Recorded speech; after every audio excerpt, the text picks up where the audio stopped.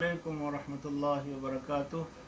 अल्हम्दुलिल्लाहि रब्बिल आलमीन वस्सलातु वस्सलामु अला सय्यिदिल मुरसलीन नबिय्यिना मुहम्मदिन व अला आलिहि व अस्हाबिहि अजमईन, अम्मा बाद।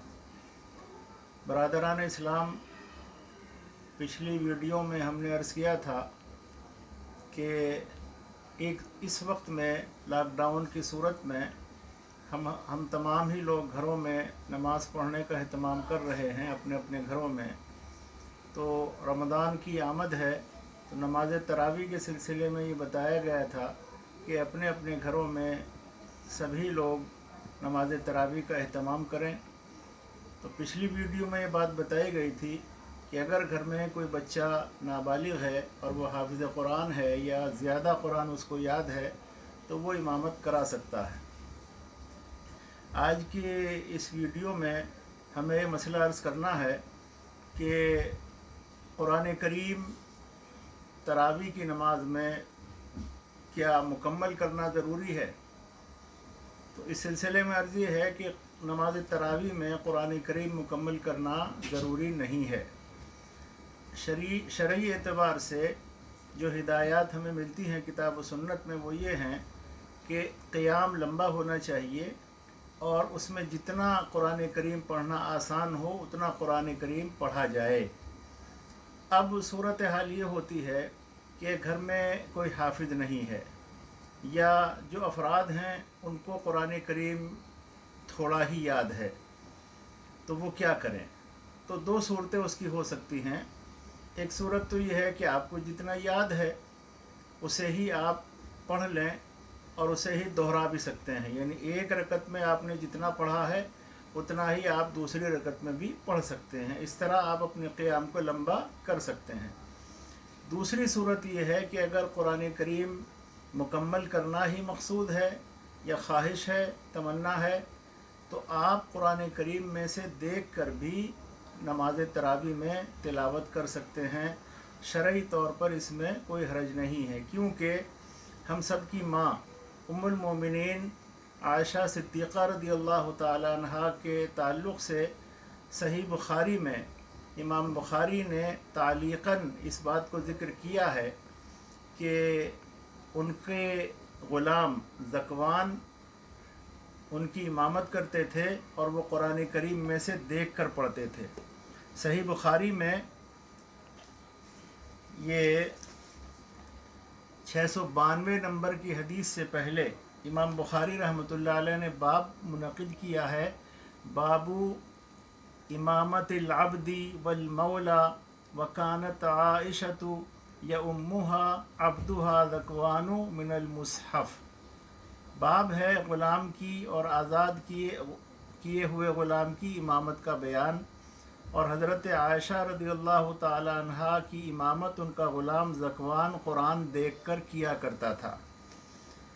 इस वाक़े को इमाम बुखारी रहमतुल्लाह अलैह ने तालीक़न बुखारी शरीफ में ज़िक्र किया है और दूसरे मुहद्दिसीन ने मसलन इमाम बैहक़ी ने अपनी किताब में और इसी तरह मुसन्नफ़ इब्न अबी शैबा में सही सनद के साथ मुत्तसिल सनद के साथ इस वाक़े को ज़िक्र किया है।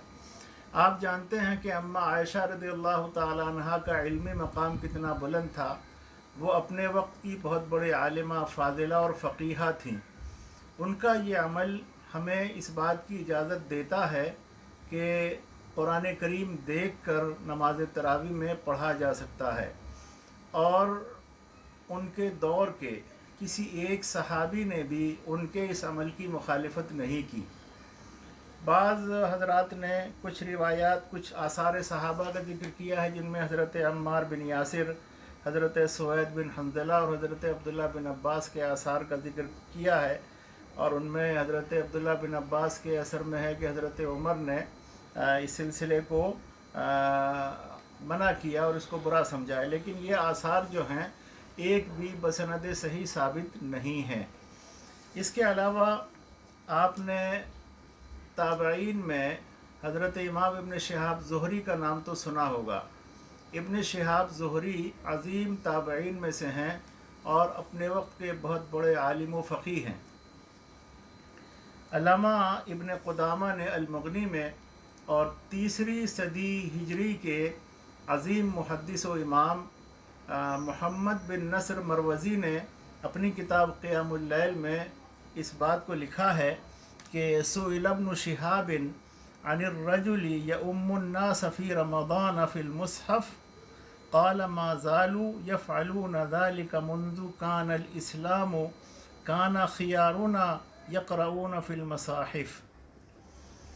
حضرت ابن شہاب زہری رحمہ اللہ سے سوال کیا گیا کہ جو شخص رمضان میں لوگوں کی امامت قرآن سے دیکھ کر کرتا تھا تو اس کے بارے میں آپ فرمائیے۔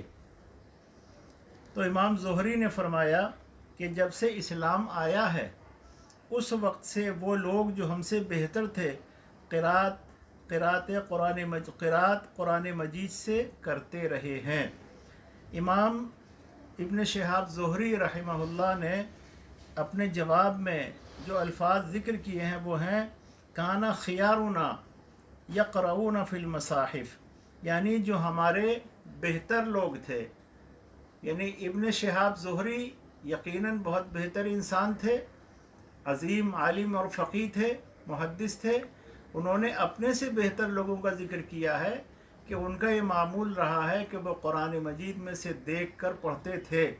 تو یہ دلائل ہمیں اس بات کی اجازت دیتے ہیں کہ قرآن کریم سے دیکھ کر نماز تراویح میں تلاوت کی جا سکتی ہے، اس میں کوئی شبہ کی گنجائش نہیں ہے۔ اسی لیے فقہائے اسلام کی بہت بڑی تعداد اس کے جائز و درست ہونے کی قائل ہے۔ اللہ تعالیٰ سے دعا ہے کہ رب العالمین ہم سب کی حفاظت فرمائے اور ہماری نیکیوں کو قبول فرمائے۔ وآخر دعوانا ان الحمد للہ رب العالمین۔